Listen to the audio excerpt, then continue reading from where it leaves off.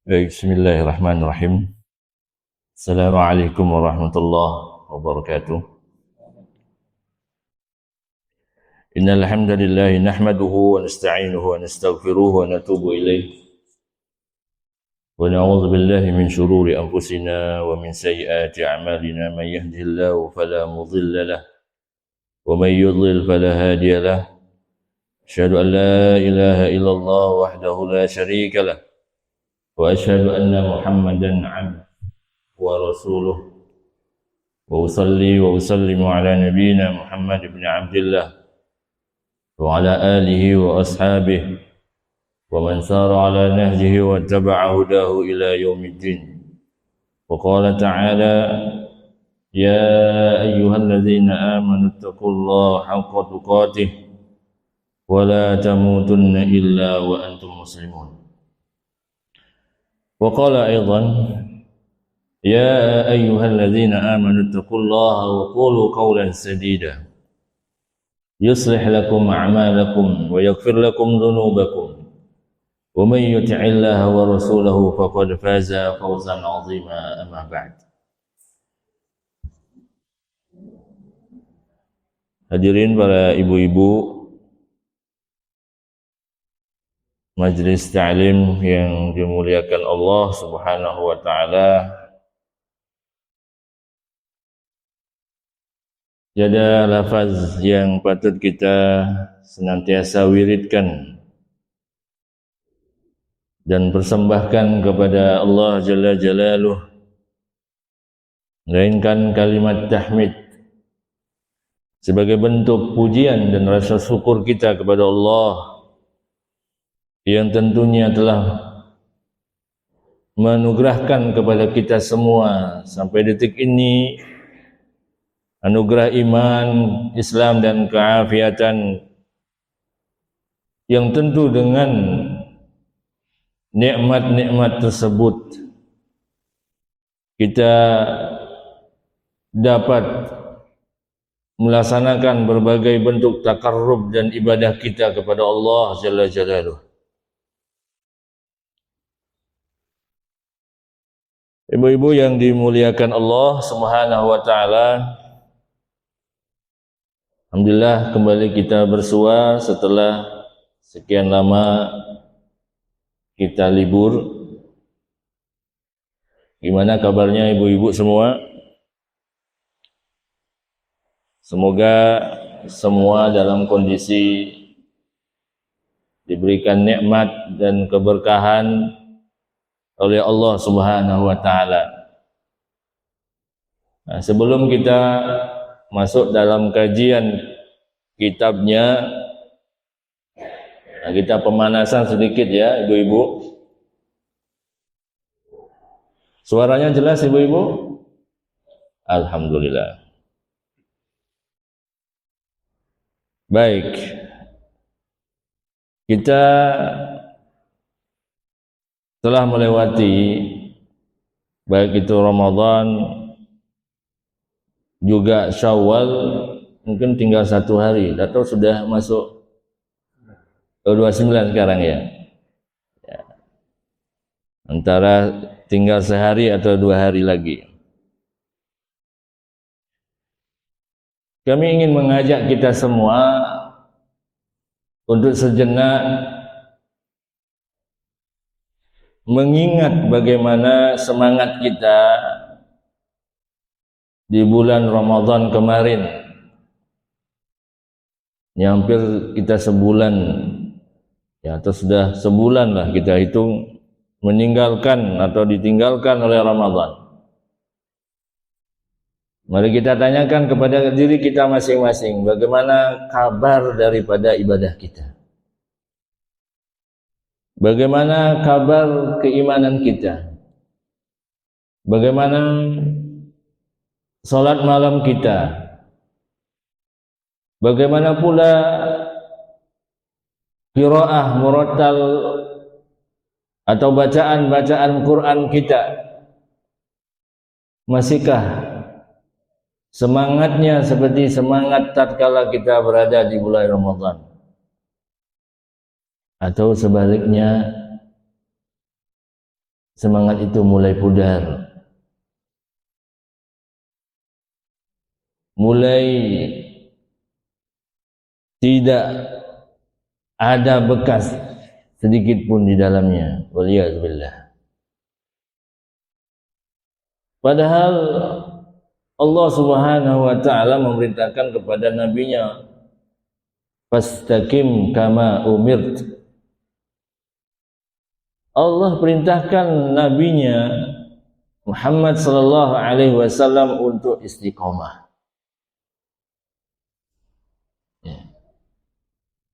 Untuk melanggengkan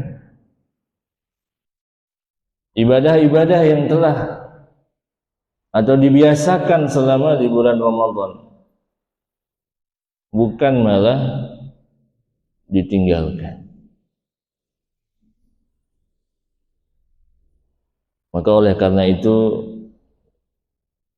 para ibu-ibu yang dimuliakan Allah Subhanahu wa taala, dan juga ini ada bapak-bapak satu. Dua ya, sama yang bicara juga. Ya.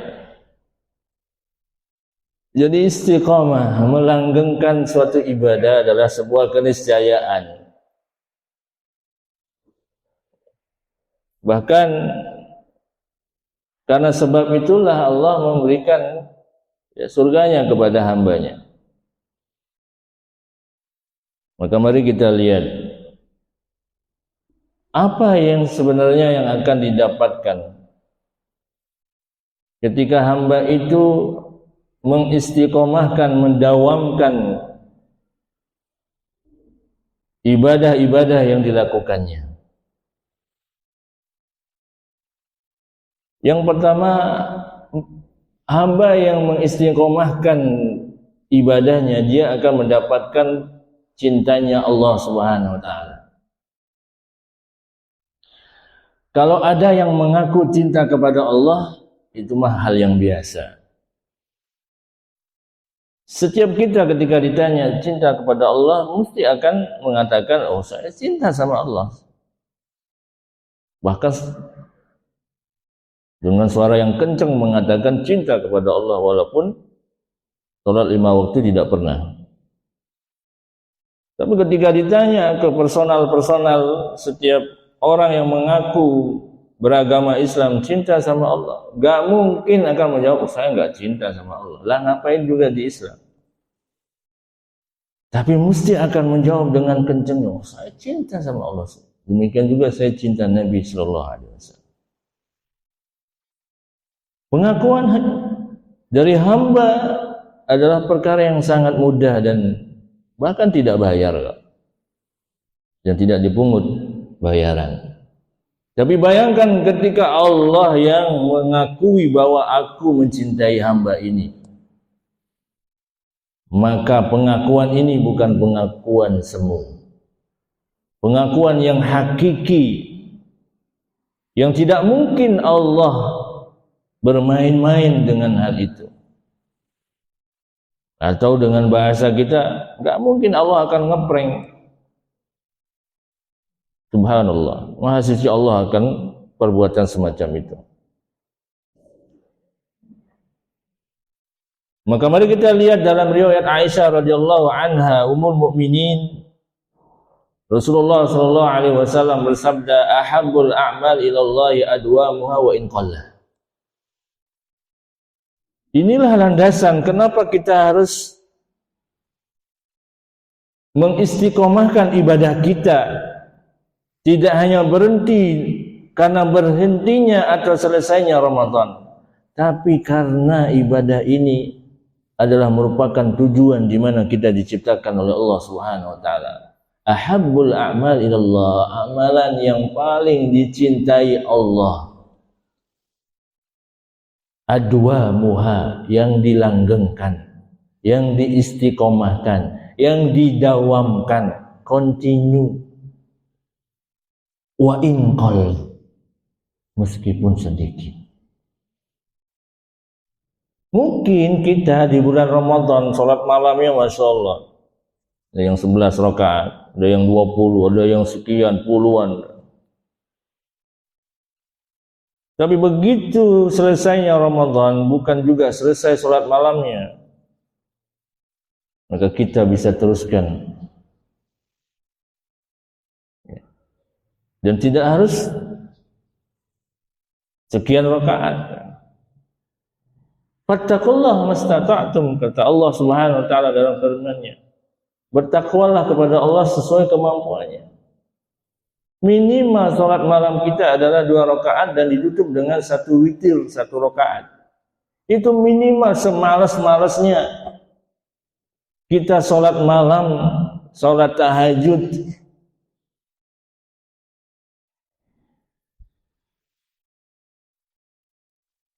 Bahkan kita berusaha semaksimal mungkin 20 menit, 30 menit akan menjelangnya fajar atau subuh berkumandang, kita dahului dengan sholat 2 rakaat, kemudian ditutup dengan witir 1 rakaat. Karena jiwa kita kalau langsung diberikan ibadah yang banyak, maka cenderung apa?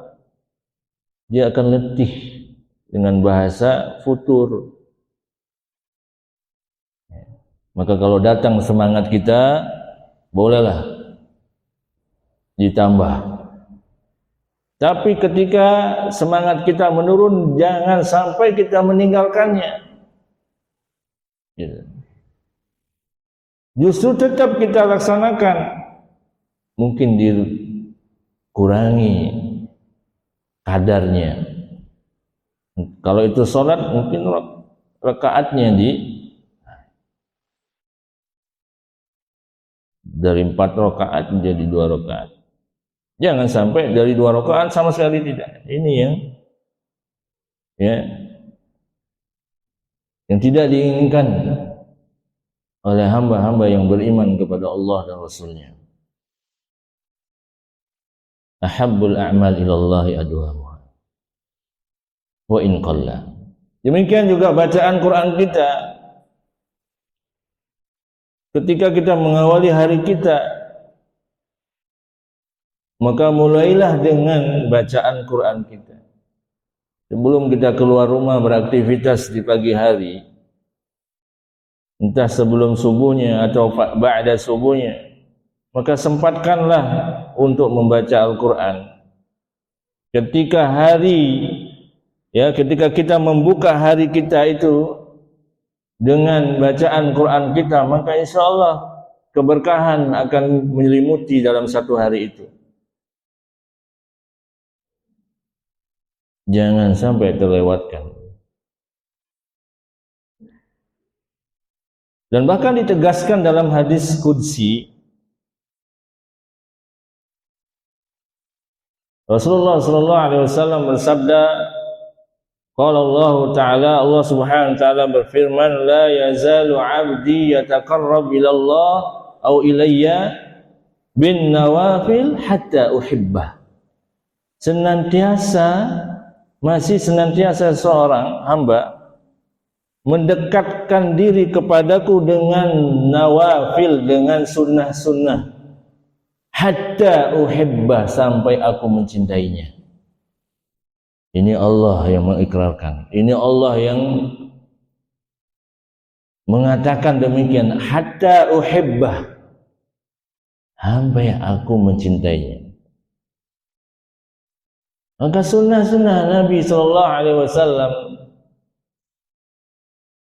jagalah dengan baik, karena itu akan mendatangkan kecintaan Allah Subhanahu wa taala. Sunnah rawatib atau sunnah-sunnah nawafil, salat-salat nawafil yang lainnya, atau puasa-puasa yang lainnya yang sangat memungkinkan untuk kita menjaganya. Hatta uhibba, sampai Allah Subhanahu wa taala mencintai. Ini yang pertama. Kemudian yang kedua, apa yang akan didapatkan oleh seorang hamba yang senantiasa berusaha semaksimal mungkin untuk mengistiqomahkan, mendawamkan ibadahnya kepada Allah Subhanahu wa taala. Karena dia sadar betul bahwa akhir dari surah Al-Hijr, wa'bud rabbaka hatta ya'tiyakal yakin. Sembahlah Rabb kalian hatta ya'tiyakal yakin, sampai datangnya kematian. Artinya enggak ada istilah istirahat.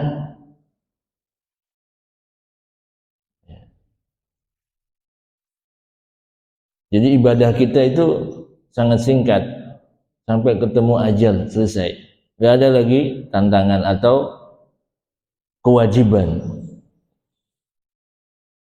Maka yang didapatkan yang kedua adalah kita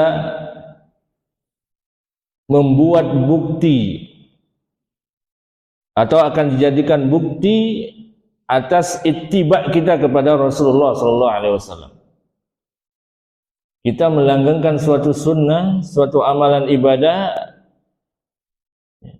Kalau yang wajib yang namanya wajib ya kudu dilakukan. Tapi yang nawafil, yang sunnah-sunnah ini kalau kita dawamkan, maka ini menjadi bukti ittiba kita kepada Rasulullah sallallahu alaihi wasallam, dan juga menjadi bukti kecintaan kita kepada Rasulullah sallallahu alaihi wasallam. Dan bahkan di hadapan para sahabat Nabi sallallahu alaihi wasallam pernah mengatakan, ya ayuhan nas,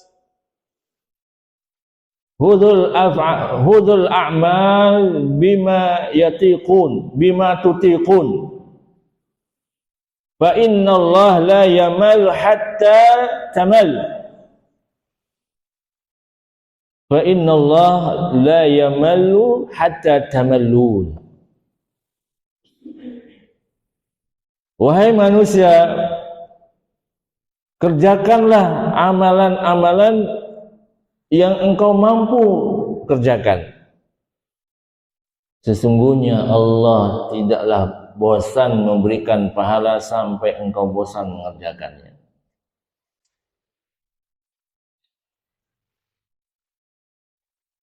Inilah bagaimana pesan Rasulullah sallallahu alaihi wasallam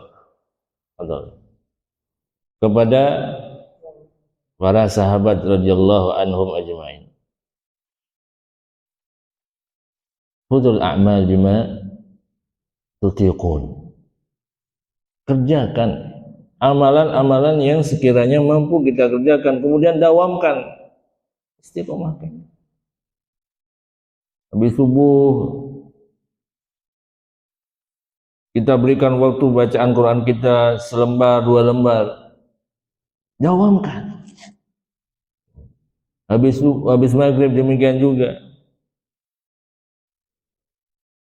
Nah ini kalau kita mampu kita dawamkan, insyaallah ini menjadi bukti kecintaan kita dan ittiba kita kepada Rasulullah sallallahu alaihi wasallam, dan tidak hanya sebatas pengakuan semata. Kemudian selanjutnya yang ketiga, bahwa seorang hamba ketika mampu melanggengkan suatu ibadah sepanjang hidupnya, maka kelak Allah akan menghindarkan, menjauhkan dan mengangkat kesulitan-kesulitan yang sedang ia dapati.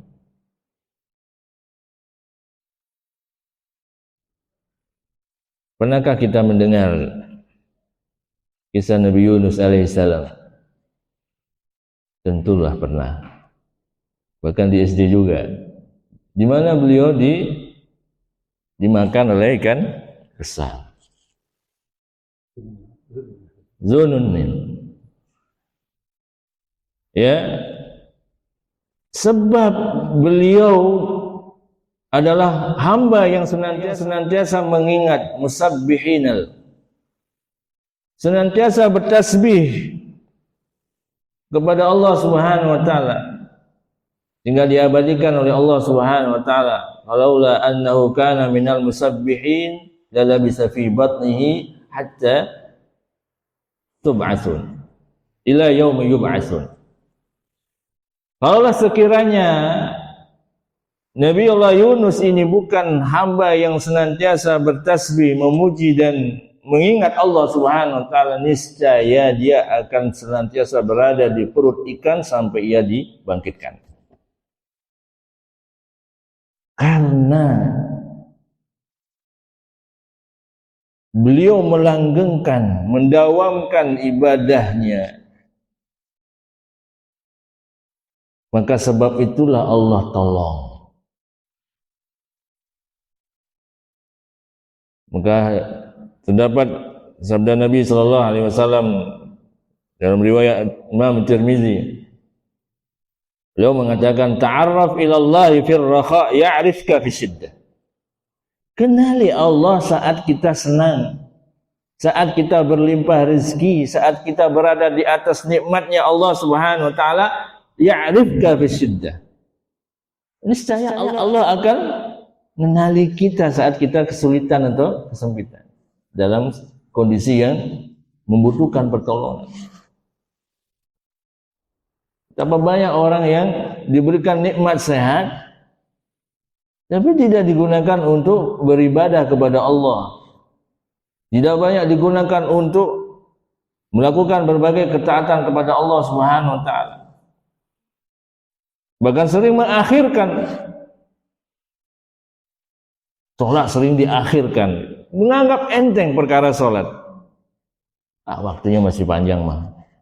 Apalagi zuhur. Ya. Isya apalagi, tambah lagi.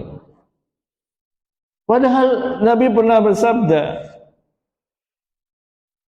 la yazalu qaumun yuakhiruna hatta yuakhiruhumullah fil amri. Senantiasa akan ada seorang kaum yang mengakhirkan salat hingga Allah pun mengakhirkan perkaranya atau urusannya. Urusan apa? Semua urusannya Allah akan akhirkan karena ia membiasakan mengakhirkan salat. Padahal dia dalam atau di atas kenikmatan Allah Subhanahu wa taala. Coba kalau kita renungkan, mungkinkah seorang itu melakukan kemaksiatan tanpa menggunakan nikmat Allah? Gak mungkin. Mata ini, sepasang mata kita ini, mungkinkah akan bermaksiat? Memandang, melihat perkara yang diharamkan Allah Subhanahu wa taala. Kalau kita nggak punya sepasang mata, mungkin kita akan bermaksiat dengan penglihatan kita. Enggak. Justru karena ada nikmat Allah, itulah yang sebagian hamba itu tidak menggunakannya untuk ketaatan dan ibadah kepada Allah Subhanahu wa taala. Sejatinya ya, apapun yang Allah ciptakan di atas muka bumi ini, bahkan bumi ini pun, langit, matahari, bulan, ya, malam, siang, itu semua adalah diperuntukkan untuk mempermudah kita beribadah kepada Allah Subhanahu wa taala. Bayangkan kalau siang malam tidak Allah pergilir, kita akan ngerti enggak? Ini sudah waktu zuhur enggak? Subuhnya masih ada waktu enggak? Sudah masuk waktu subuh enggak? Dan lain sebagainya. Bayangkan kalau Allah tidak atur sedemikian rupa orbitnya matahari dan bulan, kita nggak akan pernah tahu arah. Ini barat kah, ini timur kah? Kemudian kita mau sholat ini, mana kiblatnya ini? Semua kemudahan, fasilitas, sarana Allah lengkapi, tiada lain supaya kita beribadah itu mudah, nyaman. Makanya orang yang benar-benar beriman kepada Allah, dia akan asyik hidupnya di atas syariat. Akan tenang, nyaman, asyik hidupnya di atas syariat Allah Subhanahu wa taala. Jika dia benar-benar beriman kepada Allah. Tapi kalau masih merasa beban, berat, ini syariat Allah kok berat gini, ini sedang tidak benar-benar beriman kepada Allah Subhanahu wa taala. Karena syariat Allah tidaklah untuk membebani hambanya. Justru adanya syariat Allah adalah untuk mengatur, memuliakan, menjadikan hidup hambanya itu selamat, nyaman, tenang, dan bahagia. Sehingga kebalikannya adalah ketika dia tidak berada di atas syariat, maka saat itu pula dia akan merasa sengsara. Inilah hadirin yang dimuliakan Allah Subhanahu wa taala. Ibu-ibu, bapak-bapak. Ya, poin yang ketiga. Ini dapat kita jadikan motivasi. Karena siapa sekarang ini? Siapa yang tidak punya masalah, tidak punya problem yang ingin diangkat, diselesaikan?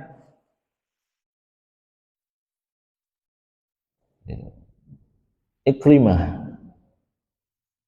Maula Ibnu Abbas radhiyallahu anhuma, seorang tabi'in, mengatakan bahwa tidak ada seorang hamba di dunia ini kecuali merasakan sedih dan gembira, dan itu Allah pergilir. Maka ketika saat ini kita berada dalam kondisi bahagia, gembira, maka jangan kaget setelah itu kita akan masuk pada kondisi yang sedih atau tidak bahagia. Karena begitulah kehidupan di dunia. Wa tilkal ayyamu dawiluha bainan nas. Demikianlah hari-hari di dalam hidup ini Allah pergilirkan.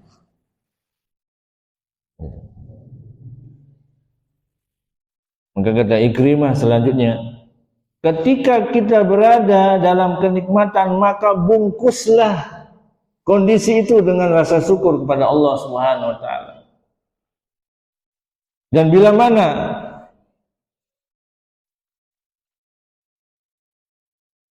mana kita dalam kondisi yang tidak baik, dalam kondisi yang menyedihkan, maka bungkuslah kondisi itu dengan kesabaran.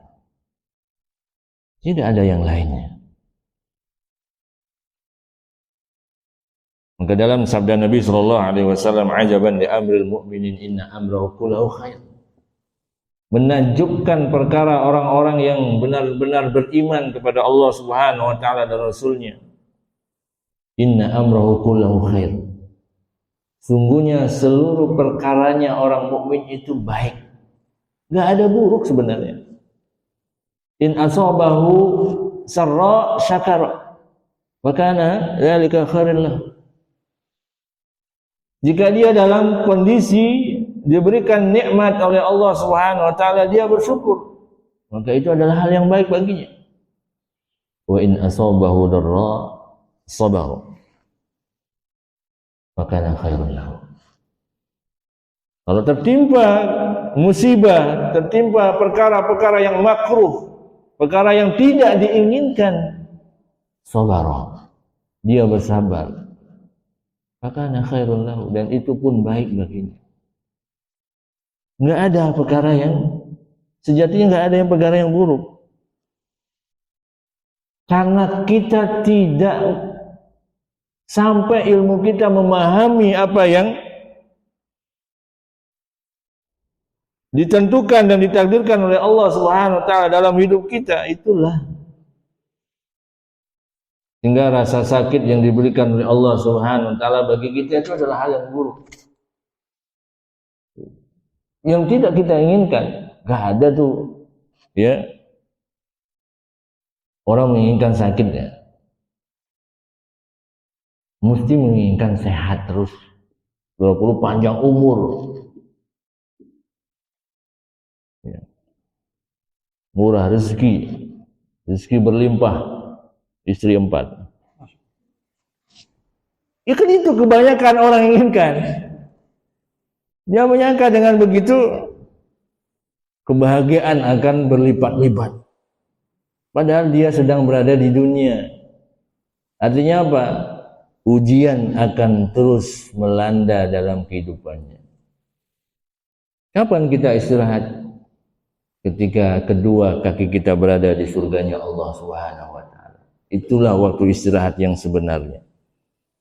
Kalau kita masih berada di atas muka bumi ini, kita akan diuji. Entah diuji dengan nikmatnya atau diuji dengan fitnah dan musibahnya. Gitu. Wa nabluukum bisyarri wal khairi fitnah. Kami uji kalian itu dengan ya, keburukan dan kebaikan. Walaupun sebagian masih banyak yang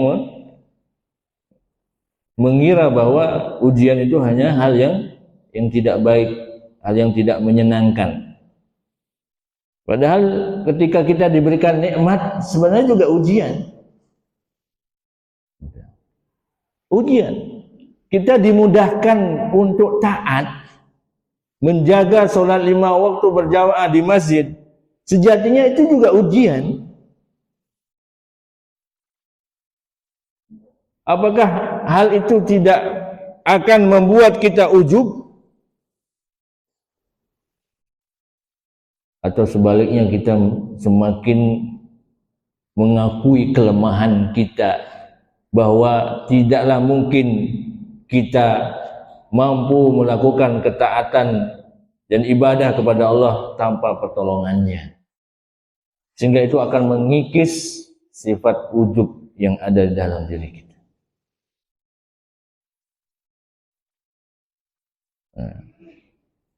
Hadirin ya, para ibu-ibu dan bapak yang dimuliakan Allah Subhanahu wa taala. Kemudian yang berikutnya, apa yang akan didapatkan ketika seorang hamba itu mampu untuk mendawamkan ibadahnya? Maka kelak dia akan dilindungi dari meninggal atau mati su'ul khotimah. Kita kalau mampu menjaga waktu-waktu yang kita lalui dengan beribadah kepada Allah, maka niscaya kita akan terlindungi dari meninggal dalam kondisi buruk, su'ul khatimah.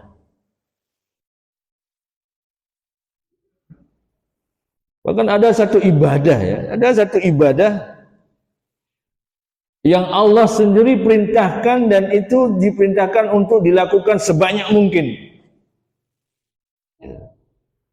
Ya ayyuhalladzina amanu dzkurullaha dzikran katsira.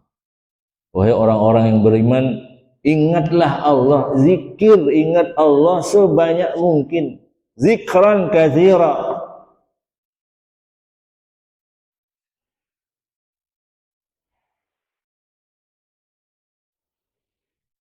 Maka ini hadirin yang dimuliakan Allah Subhanahu wa taala. Karena ini yang akan menenangkan seseorang gitu.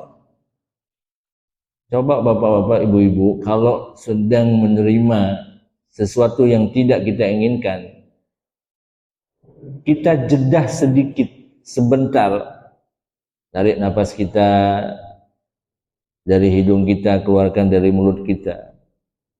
Iringi dengan kalimat istighfar. Agar apa? Kita bisa lebih tenang pikiran dan jiwa kita. Sehingga ujian itu intinya adalah penerimaan. kita ridho enggak, terima enggak dengan ujian yang diberikan oleh Allah Subhanahu wa taala. Jika kita ridha, itulah kunci dalam menghadapi ujian yang diberikan oleh Allah Subhanahu wa taala. Namun manakala kita tidak ridha, tidak menerima, kok saya sih? Kenapa enggak si dia? Kenapa enggak si Fulan aja? Kok hidup saya ujiannya kok seberat ini? Si Fulan kok enak banget. Udah sholat enggak pernah. Kok hidupnya enak aja gitu. Dan lain sebagainya, ya, sebagaimana fenomena-fenomena yang terjadi di realita yang ada dalam kehidupan kita. Pada intinya adalah bagaimana kita mampu ridha, menerima atas apa yang diberikan oleh Allah Subhanahu wa taala. Maka hal ini perlu dilatih. Kita kalau menerima nikmat itu Masya Allah ya, nggak perlu latihan gitu. Merasa padahal perlu itu latihan. Menerima nikmat Allah itu perlu kita latih. Kenapa demikian? Hati-hati. Sebab terkadang nikmat itu bisa menipu kita. Ya. Apakah nikmat itu yang kita diberikan oleh Allah Subhanahu wa taala akan mengantarkan kita kepada ketaatan kita kepada Allah Subhanahu wa taala, atau sebaliknya justru akan menjauhkan kita dari Allah Subhanahu wa taala? Diberikan nikmat apa? Contoh aja ini. Rumah misalnya. Dari rumah ngontrak bisa beli rumah itu. Apakah ketaatan kita saat ngontrak itu ya dengan saat punya rumah sendiri itu meningkat atau sebaliknya menurun?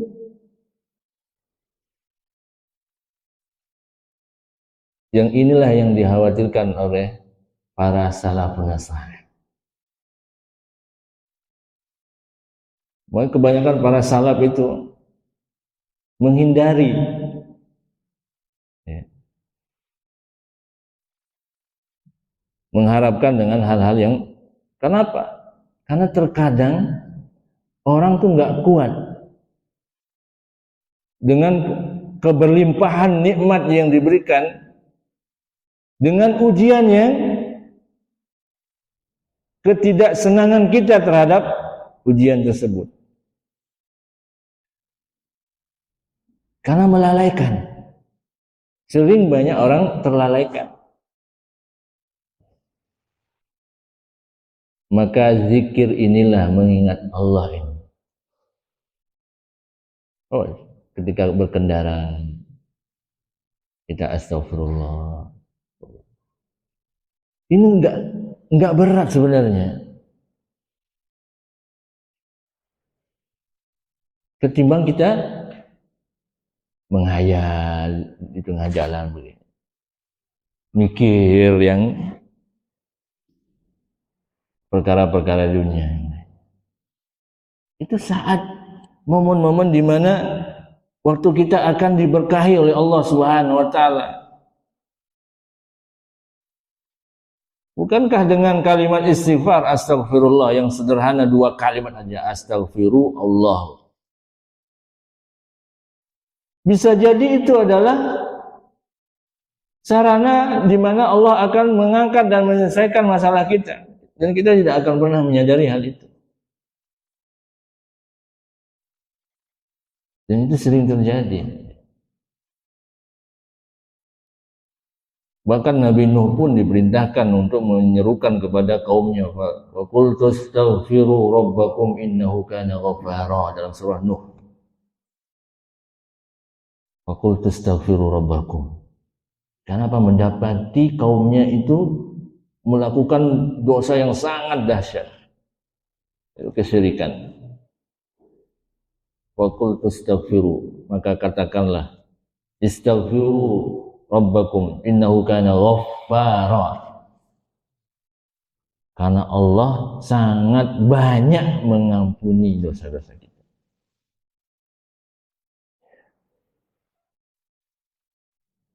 Sehingga dari sana, ya, hadirin yang dimuliakan Allah Subhanahu wa taala, bukankah terkadang dosa-dosa kita lah yang menghalangi kita dari apa? Dari ketaatan kepada Allah. Termasuk apa? Termasuk rezeki seret. Termasuk apa? Anak, istri, suami.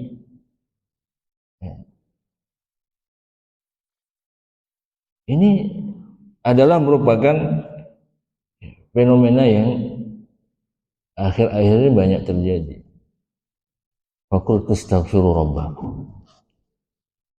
Maka ilmu istighfar, langgengkan kalimat istighfar ini, karena tidaklah satu manusia, satu hamba yang berjalan di atas muka bumi ini kecuali setiap detiknya dia memikul dosa-dosanya. Bahkan Nabi SAW pun memerintahkan bahwa kalimat istighfar ini tidak hanya dibaca saat kita melakukan maksiat atau dosa, tapi juga setelah kita melakukan ketaatan. Dan Nabi mencontohkan, setiap Nabi selesai sholat berjamaah, maka kalimat yang keluar dari lisan mulia Rasulullah SAW, istighfar, astagfirullah, astagfirullah, astagfirullah. Begitu selesai salam kanan kiri, astagfirullah. Karena apa? Bagaimanapun seorang hamba berusaha untuk melakukan ibadah sesempurna mungkin, mesti dia ada kekurangannya. Mesti. Maka istighfarlah. Fa idza qadaytum manasikakum fazkurullah. Bahkan ditutup dengan wastaghfiru innahu huwal ghafurur rahim. Istighfar. Selesai menunaikan ibadah haji, manasik haji pun kita diperintahkan untuk beristighfar. Memperbanyak istighfar.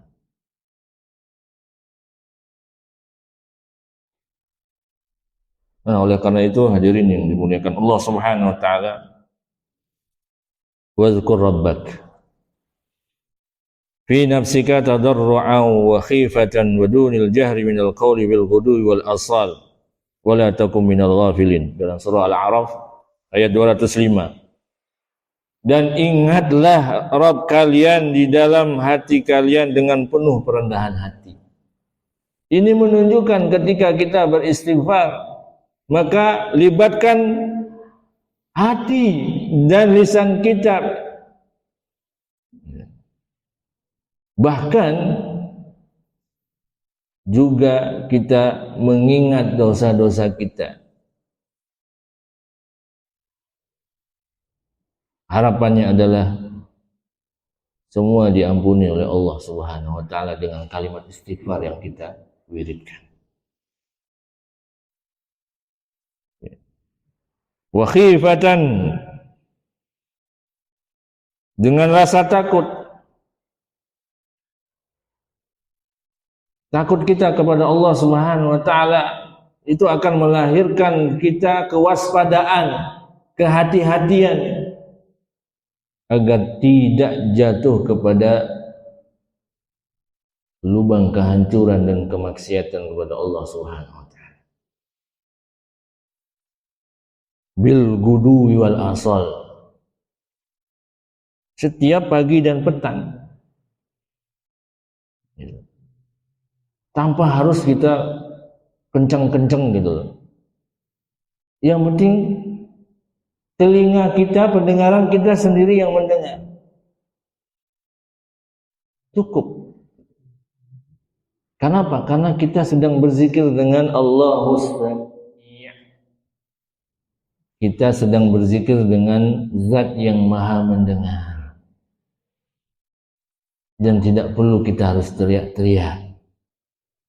Dunal jahr. Maksud daripada wadunil jahri minal qaul, yaitu ketika kita mengucapkan dengan lisan kita, pendengaran kita sendiri sudah mendengar, itu sudah cukup.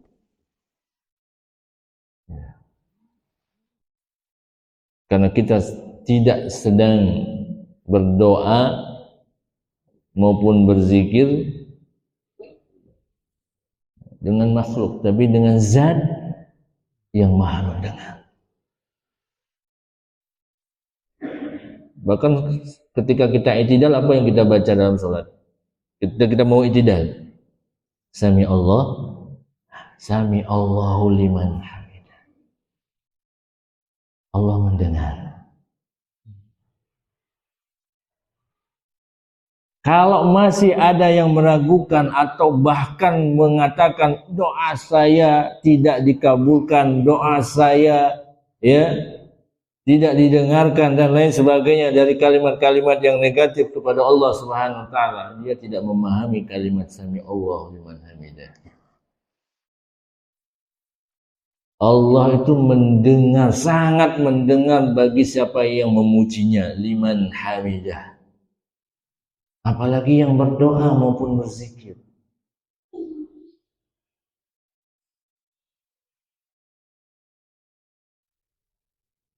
Kan ibu-ibu lagi di dapur, marut kelapa, astagfirullah. Sehingga pikiran buruk akan dijauhkan oleh Allah Subhanahu wa taala.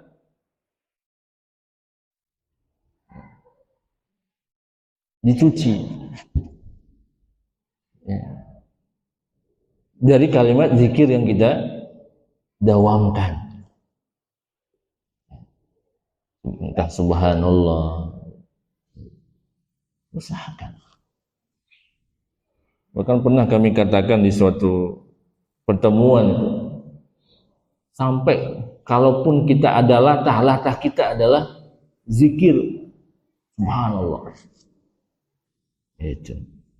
Saking apa? Saking dekatnya, saking seringnya dan dawamnya kita terhadap zikir kepada Allah Subhanahu wa taala. Akan tenang. Pikiran itu untuk berpikir buruk gitu. Itu akan dijauhkan oleh Allah. Maka yang akan muncul adalah pikiran yang positif.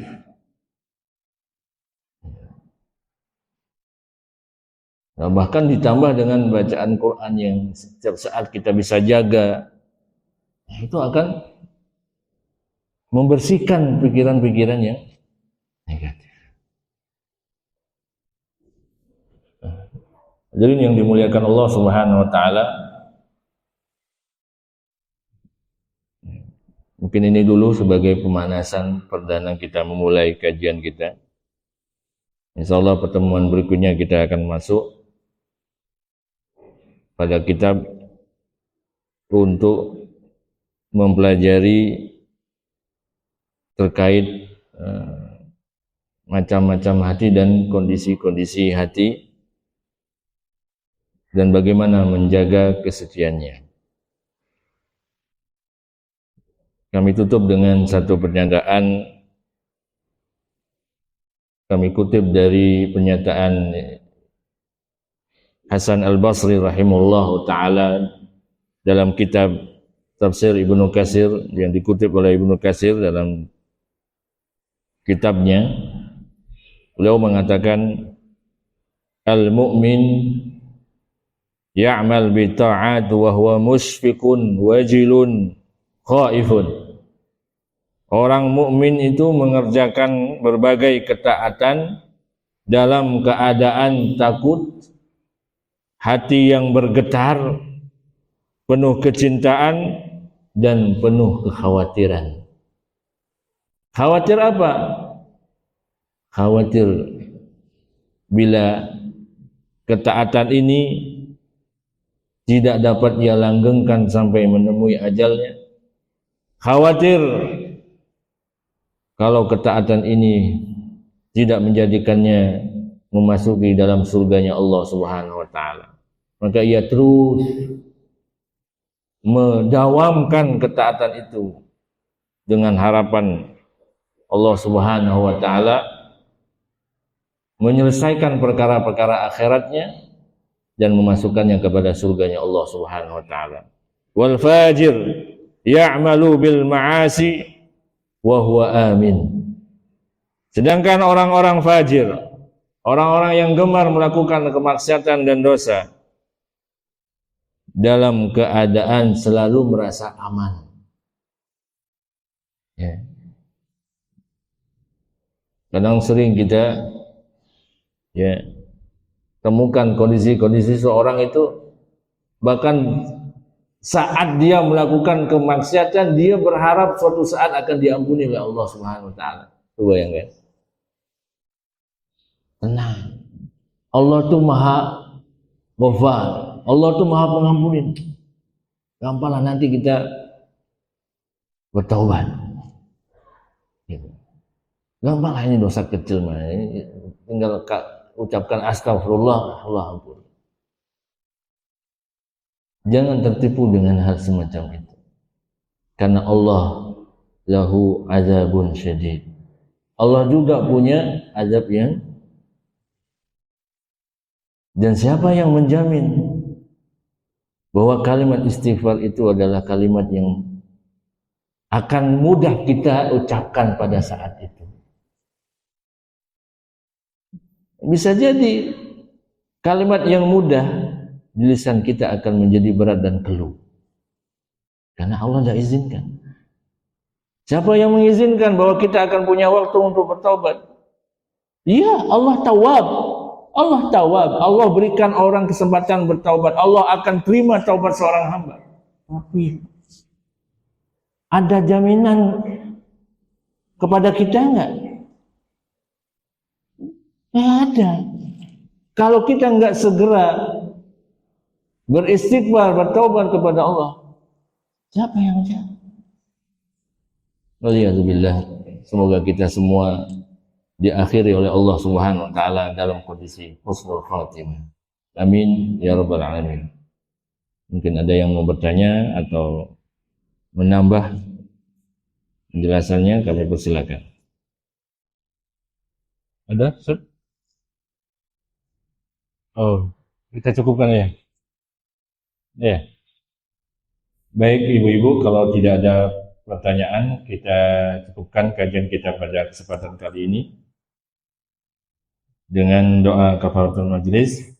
Subhanakallah wa bihamdika asyhadu an la ilaha illa anta astaghfiruka wa atubu ilaik. Assalamualaikum warahmatullahi wabarakatuh.